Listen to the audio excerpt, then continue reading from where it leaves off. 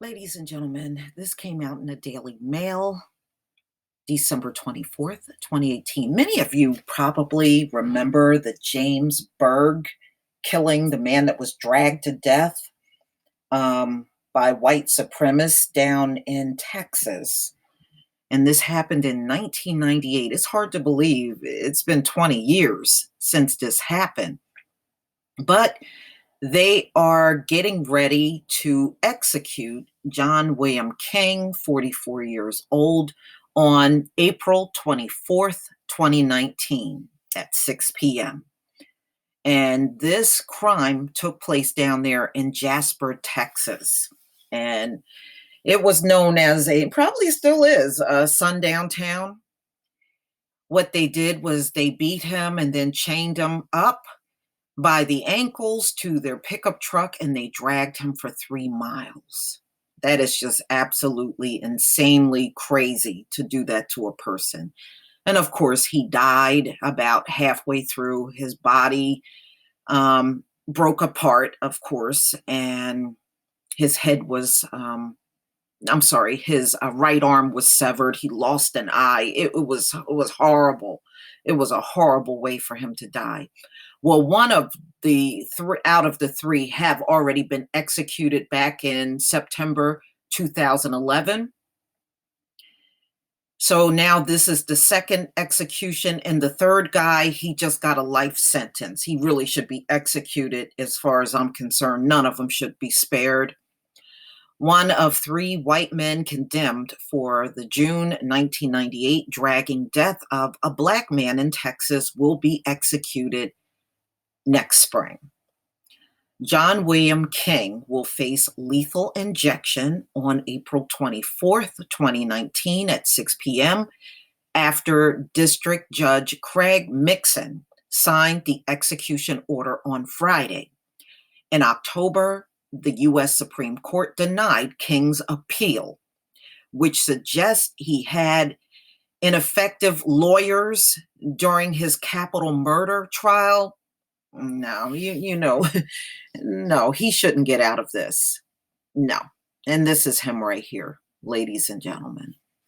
King, along with Lawrence Russell Brewer and Sean Berry, was convicted in 1999 for the killing of James Berg in Jasper, which is about 125 miles northeast of Houston. So long overdue. Long overdue. This is James Bird, who made the fatal mistake of asking for a ride that day. Who knew that was going to be the moment to end his life? On June 7th, Bird accepted a ride home from Barry, whom he was acquainted with. King and Brewer were also in the truck. The three men drove Bird to a deserted road where they severely beat him, urinated and defecated on him, chained him to the pickup truck by the ankles. They then proceeded to drag him for 3 miles. Bird was alive for the majority of the dragging. He died about halfway through after his body hit a culvert, which severed his right arm and head. That's a damn shame. I don't see how you can hate any damn body that much. I think some of y'all just go over the top, and all of this is unnecessary. So what was the point in doing this? So now you killed this man. Now you're about to lose your life, and one of you already lost your life from being executed. So the end result is you're going to end up dead just like the person you killed. Duh. CNN reported at the time Bird's remains were dumped in front of an African American church before the men drove off to a barbecue, according to the Texas Observer. Well, I hope that was a damn good barbecue. This is the last one they're going to have in their lifetime. A great deal of evidence placed the men along the road Bird was dragged on, including a wrench with Barry's written Barry written on it, and a lighter that was inscribed with possum, which was King's nickname in prison. So you left incriminating evidence that tied you to the murder. Yeah, high IQ, right? Barry, Brewer, and King dumped the mutilated remains of the body in front of an African American church on Huff Creek Road, then drove off to a barbecue. That is disgusting. All right. I don't care about that crap. King, in particular, was has several racist tattoos, which include Nazi symbols, a black man hanging from a tree, the words Aryan Pride, and a symbol for the Confederate Knights of America, a prison gang in Texas that affiliated with the KKK and the Aryan Brotherhood. Okay. He claimed during his trial that he had been gang raped by several black inmates during a prior sentence. Both King and Brewer were sentenced to death, while Barry was given life in prison, which I don't agree with. All of them should have been executed. Brewer, 44, was executed in September 2011 in the Huntsville Unit Prison after exhausting his appeal. So he tried his best to get out of it, but no deal. So he was executed. For his last meal, he ordered 2 chicken fried steaks smothered in gravies, sliced with onions, a triple. Who cares? I mean, I don't care what these people eat. Just get rid of them. When prison officials presented him with the meal, he said he wasn't hungry and didn't eat any of it. Okay, so I don't care about that either. State Senator John Whitmire, a Houston Democrat, was outraged and penned a letter to the prison agency executive director asking for the practice of last meals to end. So he's saying he ain't even worth the last meal. Stop giving these guys last meals. Just get rid of them. So this is the guy that they executed in 2011.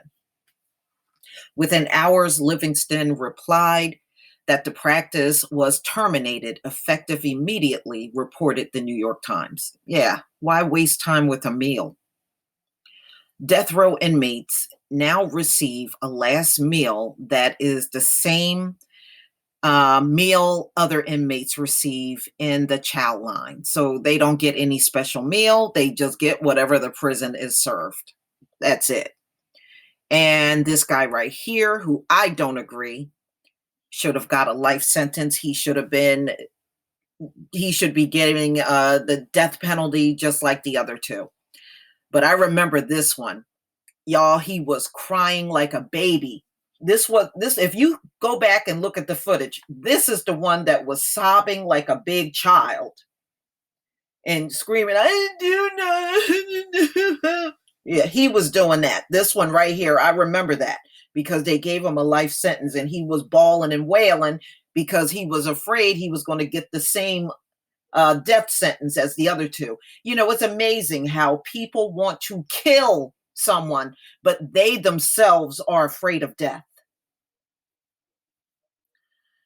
Barry, 42, is currently serving life in prison and will be eligible for parole in 2038. I hope he's never paroled.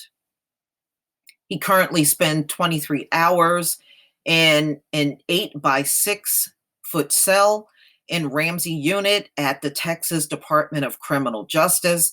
Barry is allowed outside 1 hour a day for exercise. I don't care. Okay. So in